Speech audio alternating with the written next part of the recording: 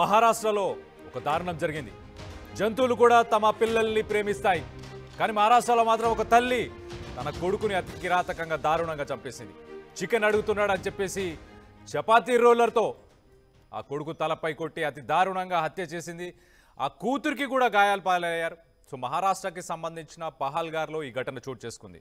కాశీపద ప్రాంతంలో నివసిస్తున్న పల్లవి గుమ్డే, ఆమెకు 40 సంవత్సరాలు. ఆమె కుటుంబంలో చికెన్ తినాలని ఉందని చెప్పేసి కొడుకు మారం చేశాడు. 7 సంవత్సరాల కొడుకు గణేష్, అలాగే కూతురు 10 సంవత్సరాలు. 7 సంవత్సరాల పిల్లలు ఏదోటి కావాలని మారం చేస్తారు.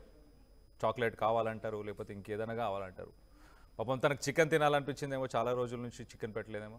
మొత్తానికైతే తన తల్లిని అడిగితే తల్లి మరి ఏం ఆలోచించిందో,